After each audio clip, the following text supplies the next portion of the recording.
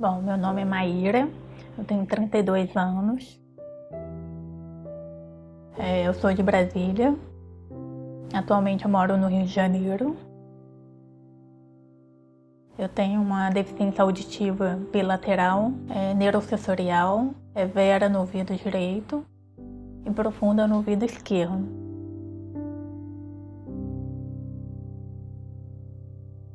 A descoberta da minha deficiência auditiva foi ao redor de 2 anos de idade, onde meus pais narram que na época eu não falava muito, embora fosse uma criança sempre muito agitada e esperta, mas a fala ainda não havia se desenvolvido bem. Começaram a desconfiar de alguma deficiência auditiva.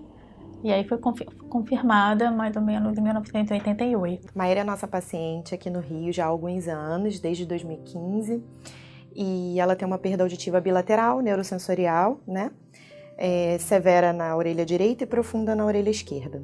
Então ela está usando um aparelhinho mini BTE com receptor no canal, que é o Aldel Q90. Eu acho que fomos descobrir, acho que mais ou menos já tinha uns 2 anos. Que a mãe dela também começou a notar também, que levava ela nos eventos, todas as crianças lá pulando, e ela, somente no carnaval, né? E ela ficava quieta, né? Então ela já começou a observar. E eu também comecei a observar aqui, que eu ficava com ela vendo televisão, e passava uma música, inclusive era a música da Xuxa, Lá e Lá e. E ela, para ouvir, ela encostava o ouvidinho na televisão, assim, do lado. Aí ela começava a agitar, quer dizer que ela estava ouvindo, né? Aí foi assim que começamos a descobrir. Após o diagnóstico definido, eu comecei a fazer um acompanhamento de fonoaudiólogos, tanto em Brasília como em São Paulo, que era feita a supervisão e o acompanhamento médico. Bom, na época, com 2 anos, eu não me lembro como era ter uma criança com deficiência auditiva. Foi um pouco difícil, mas ela acostumou, né?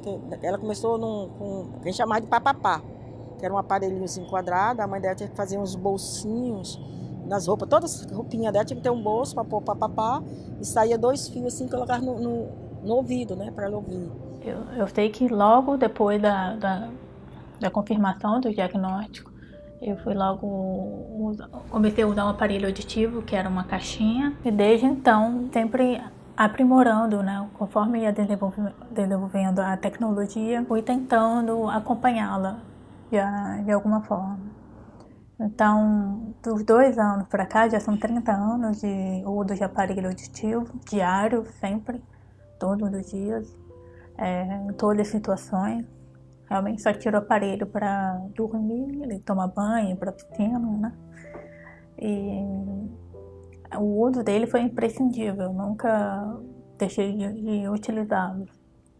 Por quê? Porque ele me dá um retorno auditivo, principalmente no ouvido direito. Ele me auxilia muito na discriminação, ele me auxilia muito a compreensão da fala junto com a leitura labial. Sem ele, eu fico muito fora do meio social, né? Não consigo participar tão bem do meu dia a dia. As pessoas sempre veem a Maíra como uma pessoa normal, porque ela tem uma habilidade incrível, talvez pelos diversos anos de treinamento com fonoaudióloga, o uso do aparelho desde muito cedo. Então ela alia a leitura labial ao uso do aparelho e tem uma relação no cotidiano muito normal com as pessoas. A gente nem lembra que ela tem algum tipo de problema auditivo. Eu ainda brinco com ela que ela ainda tem uma vantagem sobre nós, né? Que quando tá meio bagunçado aqui, tá meio barulhento, ela ainda consegue se desconectar um pouquinho enquanto a gente não consegue.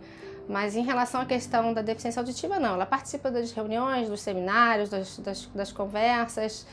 E o trabalho dela, especificamente, é muito sozinha, né? Ela trabalha com computador, então ela tem uma certa interação com as outras pessoas, mas ela não fica interagindo o tempo todo. Mas quando precisa interagir, não tem nenhum tipo de dificuldade, não.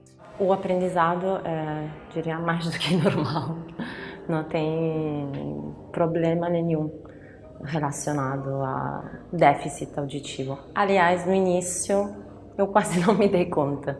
Eu sabia, mas no dia a dia não era uma coisa que aparecia assim. Logo depois da confirmação da deficiência auditiva, meus pais optaram pelo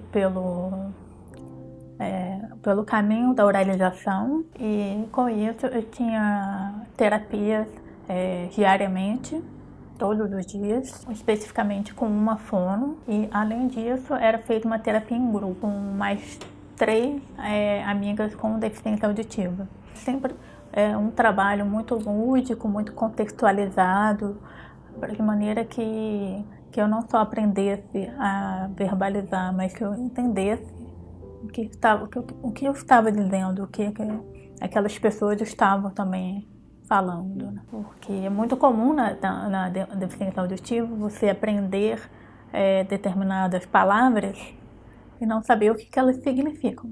Logo depois da confirmação do diagnóstico da deficiência auditiva, no dia seguinte eu já estava matriculada numa escola de educação infantil. Junto comigo havia crianças com deficiência física, síndrome de Down, e crianças sem nenhuma deficiência. Foi uma escola muito boa para mim. Eles colaboraram muito com a equipe de fono, junto com meus pais, e assim pôde trabalhar concomitantemente, né? Cada um, uma equipe multidisciplinar, né? Onde cada um exercia o seu papel muito bem. E lá que eu fui alfabetizada, e depois passei a estudar numa escola tradicional, grande, com muitos alunos. Eu não tive nenhuma dificuldade na escola, no sentido de essa parte de me socializar.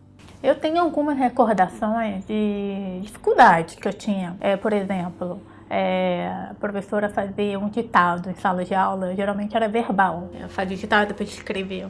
Eu lembro que eu ficava assim um pouco aflita de tentar entender aquilo e escrever. Mas também me lembro que ela falava e esperava, dava um tempo, não era...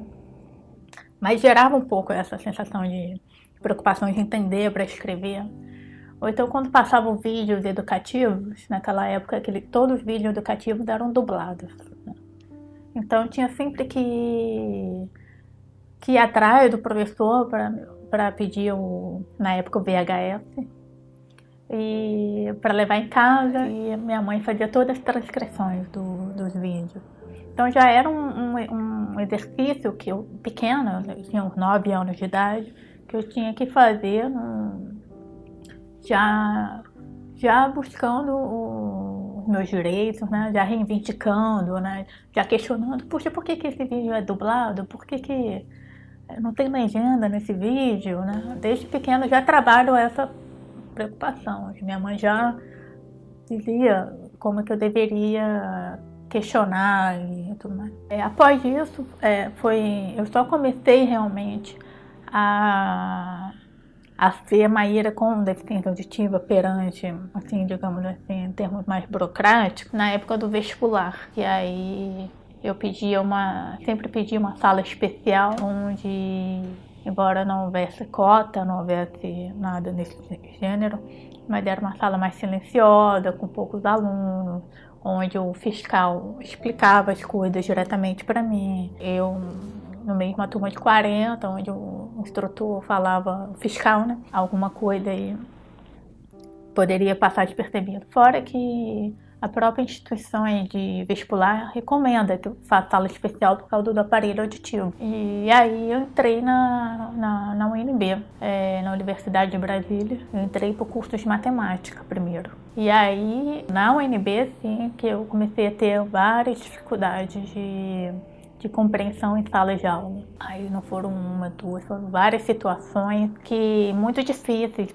Então eu tinha muita dificuldade para entendê-lo, e não tinha aquele mesmo carinho de uma escola, né? É uma universidade pública, então era quase que salve se puder, né? Mas foram anos muito difíceis na universidade. Naquela época, eu ainda não tinha um FM, eu só fui ter o FM em 2008. Em 2008, eu estava terminando o curso de matemática e estava quase no final da estatística, porque eu fiz 2 cursos simultaneamente. Estava começando o curso de Letras Libras, que era da Universidade de Santa Catarina, com polo UNB. Então eu só fui começar a usar o FM em 2008. E a primeira aula que eu comecei a usar foi de álgebra 3. Eu não me esqueço disso. Foi um grande avanço, foi um grande boom de informações, porque eu ficava menos dispersa, né? O FM fazia eu ficar mais direcionada ao professor, ficar mais atenta. Aqueles som, os ruídos externos não me atrapalhavam tanto, né? Porque eu não estava mais captando eles, só estava focando o professor. Então eu tive já um novo desafio, que era de tentar armazenar tantas informações novas, né? Foi uma etapa muito importante para mim.